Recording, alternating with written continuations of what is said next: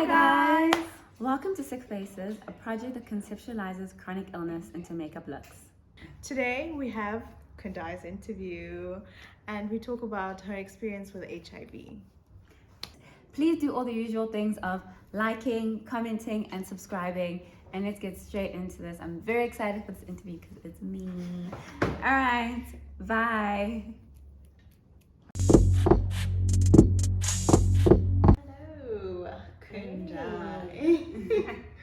So if you couldn't tell, I'm a little bit nervous to start this interview because this time I'm on the other end. Hey. And you're on the other end as well this time. I get to do all the talking. Yes. So I know you're gonna love this experience. I'm looking forward to it. I know. Okay, so I've known you pretty much my whole life, and I've known about your status pretty much for the majority of our friendship. So do you want to tell a bit of a backstory to your Illness. Sorry. Sure. I've known Sanchez since I was 15. And we're pushing 30 now, so that is a long time. That's almost a lifetime friendship. I'll say the backstory to my illness. I was diagnosed pretty young. I think it was around about 3. You know, it was so long ago that I even can't give you like an exact date. It's just something that I was in. But I was only disclosed. My parents only disclosed to me when I was 12. So I've been living with the illness for a while now. I'm not good at maths.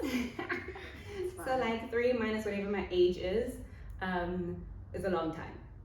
So yeah, that's what I'll say is like I've had it for a long time, but it was only disclosed to me as I was entering adolescence, and now I'm like a full-blown adult. Okay. So how did HIV manifest for you? Well, because the diagnosis came when I was pretty young, I can't like explicitly state what it was that got me into the doctor's office for the doctor to then be like, hey, we've noticed these things and this is we decided to test and she came out positive. So I can't speak necessarily to that. But usually when I've had like my bad spells with the illness, I tend to mostly like lose weight. And I've recently discovered, I think it was 2016, 2017, that I'm prone to pneumonia.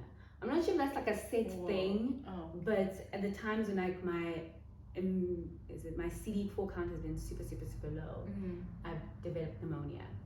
So I think that's what I can speak to as the symptoms. Outside of that, to be quite honest, HIV is not, for me, is not an illness that I feel on a daily basis. I don't feel it on a daily basis, but I have to deal with it on a daily basis. And what I mean is, even when I had the pneumonia, it was simply like a cough. I thought it was just like a bad cough. I felt like maybe this is a bad cold that will like go away. Exactly. Eventually, at no point in my life have I ever felt like I am close to death or like, oh, it's super serious now, unless the doctor was the one telling me like, hey, it's super serious right now. So in terms of manifestation, I can't necessarily, like, I'm having to learn a lot about listening to my own body, because previously I could not pick up anything when it was bad. You know, I just thought like, oh, okay, well, we move. So tell us about your treatment for HIV. So obviously I'm on ARVs, and these are pills that you have to take every day. Like, are you consistent? I have to be, you know, I have to be, because I won't lie, at the beginning of my life, so prior to knowing the disclosure, like when I was in primary school, this is primary school, I wasn't consistent. I was doing it because a lot of the adults around me were telling me to do it. But it wasn't something that I was like importantly following up on, like I have to take a pill every day. So I wasn't consistent as a child. Then when I finally came to know of the disease, this is adolescence, like high school and whatever, I still wasn't consistent, but I think for a different reason now, in terms of like, now I knew it, but in a way I was sort of in denial. And it's something I've only come to realize in like the last couple of years, is that I was floating in and out of denial. And I was very much wanting to live a normal life, if I can put it that way, and not make HIV the biggest thing in my life. And therefore I wasn't taking it as seriously as I probably should have. It was only in 2017 when I had the pneumonia, when the doctor was looking at me and he was like, "You're gonna die. You're gonna die if you don't take, your pills." Yeah. And the one thing he said to me, like after I kind of like overcame the pneumonia, it was like, "I only prescribe the pills. It's your job to take them." That's a word. Hey, that could be, you could like use that in poetry somehow. So from that moment, after that quote, that's always kind of like drumming in my head, I've been incredibly, incredibly consistent. And like I think for the past, since that moment, which would be 2016, 2017, I have been super consistent to the point that I've been undetectable since. So exactly, I'm in a good place, but it definitely has been a process. It's been a journey. Because the thing is, people think it's easy to take a pill every single day. It's not. But it's all the emotions and like life. I don't say life gets in the way, because you realize that if you want your life, you have to take that pill. So life can't get in the way. But at the same time, there is so much unconscious stuff happening, exactly, and that you have to confront every single day. Basically, taking my pill every day is a reminder that I'm HIV positive. And there was a point, especially in high school, when I didn't want to be reminded of that. So it became sort of a very emotionally difficult thing to do. And there was also side effects that were happening, like high school varsity, which I did not enjoy. And because I felt like, oh, I feel good, like this, I feel good without it. Do I really need it? Do I really need it? So I wouldn't take it. But no, we are at a much more mature place right now. We adults now. Thank God for growth. Yes, growth. So speaking of your journey and the like roller coaster of emotions that you've had with your illness from like such a young age till now in your adulthood, how would you describe your relationship with your illness? Okay, this is a hard question. I mean, I've been asking everyone this, but this is a very hard question, no matter how many times. I tend to describe my illness as like an unwelcome guest, like hosting an unwelcome guest. So I think of it as, you have a family member that you're not super keen on, but because they're family, they come over and they stay indefinitely. Exactly, they're staying over indefinitely, and you can't, we're people of color. You can't just chase them out on the basis of like, I don't like you. Yeah. So that's how I think of my illness, and I think of it as I'm the host to a guest that I don't want, but in some ways I have to cater my life around it if we are going to live comfortably in this space, and that space being my body. If I'm going to be comfortable with my body and my spirit and who I am, I have to cater to taking care of this unwelcome guest. And obviously that means like taking my pills, for us to live comfortably both here up until there's a cure that comes out of nowhere that can choose it out. I have to make a way of mentally, physically, comfortably living with it, even though it's not something that I want. So, cook for it. Don't scream at it too much. Don't hate on it too much. Don't get too boggled in my mind of like, why is it here? Why are they here? And just rather like continue life on like, okay, it's here now. Well, they're here now. So, we still gotta live. We move.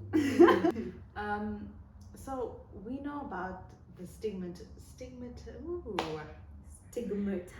We know about the stigmatization of HIV. how have you experienced it? What has your experience been with it? Do you have ways of you like overcoming that stigmatization? No, it's so interesting because there are stories for Yeah. days that I could obviously tell you. But I think the one thing I'll note is like the various ways in which I, and I believe most HIV positive people would experience stigma. It's in no one way, and it's not necessarily in the most obvious of ways that people think of it. So there is, I don't know if I can say advantage, but part of the reason why with Sick Faces we have been doing chronic looks that people can't see, but that you have, is that it creates this interesting dynamic where people don't know I'm HIV positive. You know, not everyone's gonna watch this YouTube channel, and not everyone's gonna know how open I am. So sometimes conversations will be had in my presence under the assumption that everyone in the group is negative, and that is a way of experiencing stigma. An example I can kind of pull out is being in high school and the geography teacher basically saying that he feels that HIV is a thing sent from God to sort of rid the earth of, you know, sins and stuff. So they don't know there's an HIV positive person in the classroom, but there's a stigma that I'm experiencing. In the same class, somebody put up their hand and was like, wow, why can't we just send all the HIV positive people on an island and quarantine them? Wow. You know, so this is like, you're an adolescent, you're hearing all of this. There's some seemingly protection in the fact that people don't know you have that illness, but at the same time you realize that you can never really be open with those people. And the worst part about, I guess, stigma is the self-stigmatization. Because you hear all those things and nobody's directly saying, oh, because you're HIV positive, I don't want to be friends with you. But you internalize, like, okay, they want to send me to an island to live by myself with other people that are HIV positive. So there's an element of feeling unworthy, you know, that comes. So I think the self-stigmatization has been the biggest thing to overcome. This idea of like, if people knew, would they still like me? Overcompensating a lot. That is my biggest thing. I overcompensate a lot on being the good girl. So that if because of the connotation of HIV is transferred through sex. Exactly, and being promiscuous and all of that, like, well, if she's HIV then she must be a hoe, or she probably did something in her past, you know, or just this, like, even with the geography teachers analogy of like sinners are the ones that, you know, and there's a whole, like, there can be like a whole video. Yeah, I was just gonna say, I mean, he was talking to kids that were 15, 16, and this is and he's the adult in this situation, and this is what he's portraying to such young minds. Exactly. So I think that's been the biggest thing to overcome, to acknowledge the ways in which I sometimes overcompensate, so that I'm not roped in with what the bad HIV positive people are. Because I was diagnosed at a young age, there was, for a long time, I was like, whenever I would disclose to people, I'd always make sure that they knew I was diagnosed at a young age, because I didn't want that negative connotation to be put on me, like, I'm just a victim of this thing, I did nothing to get it, so, you know, have mercy on me. So there's all those dynamics that kind of play, but I think the self-stigmatization, or the things that you do to combat the stigma are the biggest things to overcome. Because once you look at it, when people are stigmatizing the illness, it's probably like lack of education. A lot of it is lack of empathy, because I think we have a lot of education on HIV. I think, I mean, it has to be a specific set of circumstances for you to not know what HIV is and how it's spread, and all the basic details that were kind of drummed into us with life orientation, you know, for you to not, for you to still have stigma about HIV. So I think a lot of it is lack of empathy, and I've realized it's really not like when people are being stigmatizing. Don't know if that's correct English, but if people have a stigma against HIV positive people, it's more like a their thing, and it's not a my thing. And I have to just work on making sure that I don't internalize that and stigmatize myself. That was a mouthful. I said a lot. Wow. I said a lot. But yes. But it was really profound, and I think a lot of people may not have realized that people don't have, like you said, we're very much educated on HIV, but we lack the empathy towards people with HIV. Yeah, I think that's profound. That's deep, because I mean, no one ever really thinks about it in that sense. Because every time stigma comes as a topic, like it's always, are you educated? Yes, let's educate them more. You know, now we're going back to the basics of like, you know, HIV. No, this man is a 27-year-old man on Twitter who's choosing to stigmatize because he just has no empathy, not because he doesn't know the basic facts on HIV. I'm not saying we shouldn't educate people. Like, I think it's good to continue just like drumming it down. But we also need to acknowledge that some of these things, like some of like the hateful things that people say, they just saying it because they don't care. Sure, that's deep. Let's get a bit creative for a second. I feel like we've had quite a deep convo. So let's get a little bit more creative and talk a little bit more makeup. So when you think of your illness, when you think of HIV, what sort of colors do you associate with it?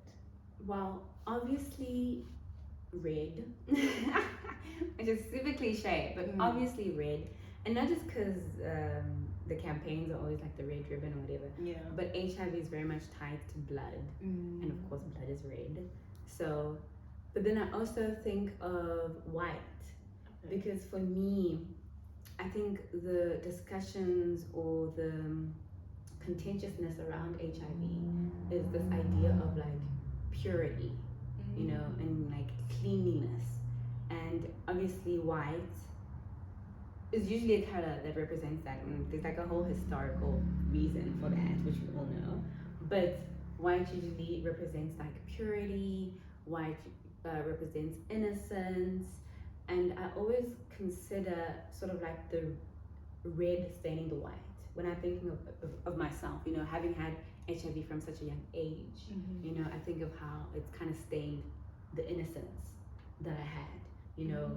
I also think of it in terms of, we really kind of sort of touched on purity and this idea that HIV is associated with promiscuity. I don't know how to say that. Promiscuity? Yeah. Wow. But we're being defeated today. But yeah, that idea of like somehow you're no longer like a pure woman, especially if you're a woman, if you have this illness. So I always juxtapose a white to a red, and red being this idea of like staining the white. However, you know, I've been like I said, with it being like an unwelcome host and trying to find a comfortable space that we can both live, me and this virus. I thought to myself, or the way that I'm now thinking about, you know, this color and the makeup and everything, was when red mixes with white, it gives you pink. Okay, I see. Yes, the came prepared. It gives you pink, and which is my favorite color. But it's also this but it comes off this idea of like there is a space in which these two exist and are beautiful. If I can put it that way. The neutral ground makes this like really beautiful color, very vibrant, but also still very soft and feminine. Which is all me. But yes, so I think now of like red, white, and pink, because I'm seeing the sort of, instead of like living in this one, in the red of like, this is terrible, I've been stained, this disease, blood, yada yada yada, death, and all the connotations that red has with blood and everything, and that I can't live there, but I also can't be trying to grasp at, you know, at purity and innocence and all these constructions that society has made of being the good woman or the innocent woman. I can't grasp that. It was never. It's not really real. Like it's things that we kind of like conditioned to have to believe in, to buy into. So I can't live in that space.